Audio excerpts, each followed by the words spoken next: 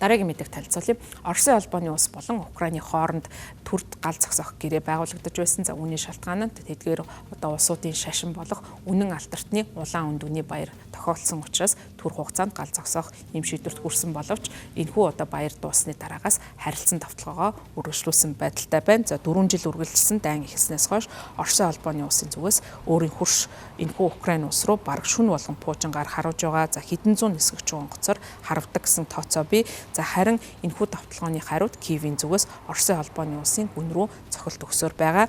Оросын холбооны улс сүүлийн 24 цагийн дотор 659 нисгэгч онгоц 44 пуужин харавсан гэж Украины агаарын цэргийн хүчний мэдээлэл дурдсан. Агаарын давталгаанаас хамгаалах ангууд 636 нисгэгч онгоц 31 пуужин устгасан гэж нэмэлж мэдээлсэн. За энэхүү халдлага нь үнэн алдартны шашны Христийн дахин амьсан баяр буюу улаан өндөгний баярын 32 цагийн эвлэрэл дуусны дараа болсон. Одесс хотын өмнөд бонт руу пуужин нисгэгч онгоцоор дайрсны улмаас 9 хүн ам өргөдлөө гэж тус хотын цэргийн захиргааны дарга Сергей Лисак пүрэв гарагт телеграм хуудаснаа бичжээ.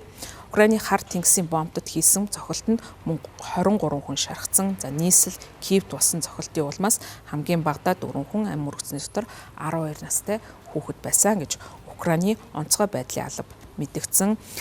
Киев хотын дарга Виталий Кличко хэлэхдээ цохирлтонд хамгийн багадаа 48 хүн шархсан. За төвийн Днепропетровск мужид 3 хүн амиа алдаж 34 хүн шархсан гэж тус мужийн захиргааны дарга Александр Ганжа телеграм хуудсанд мэдгдсэн. За харин Оросын холбооны улсын батлан хамгаалах юм өнгөрсөн пүрэв гарагт Украинд хийсэн дайралтанд далавчид пуужин нисгэгчгүй онгоц үйлдвэрлэх байгууламж болон Украины зэвсэгт хүчинд нийлүүлдэг объектуудад цохилт өгсөн гэж хэлж байгаа. За өөрөөр хэлбэл иргэний байгууламжид цохилт өгсөн гэдгээ үгүйсгэж байгаа юм.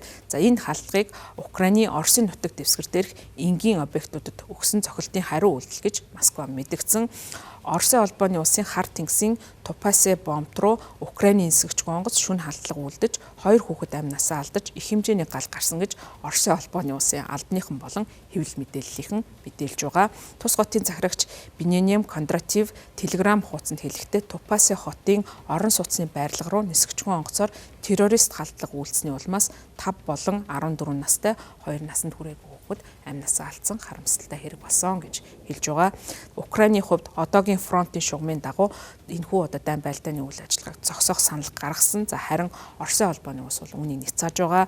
За одоогийн байдлаар бол Украинид бол зарим хэсэгт нь хяналтанд нь байгаа Донецкийн бүс нутгийг бол бүхэлд нь авахыг хүсэж байгаа гэдгээ Оросын холбооны улс илэрхийлсэн. За энэ шаардлагыг бол мэдээж хэрэг Киевийн зүгээс хүлээн авах боломжгүй гэдгээ хэлж байгаа. За альва улсыг одоо бүрдүүлж байгаа үндэстэн улсыг бүтээдэг гол зүйл нь бол газар нутаг хүн ард нь байдаг. За тэгэхээр Украины зүгээс өөрийн газар нутаг хүн ардаа Оросын холбооны улсад тавьж өгөх юм сонирхолгүй байгаа. За үүнийгээ бол илэрхийлсээс ирсэн. За Оросын холбооны улсын хувьд бол энэхүү дайн байлдааны үйл ажиллагааг явуулах бас нэгэн одоо шалтгаан нь бол Орос гаралтай хүмүүсийг одоо өөрийн одоо Орос гаралтай хүмүүс тодорхой хэмжээнд ялгуурлан гадуурхад өртөж байгаа асуудалтай тэмцэх.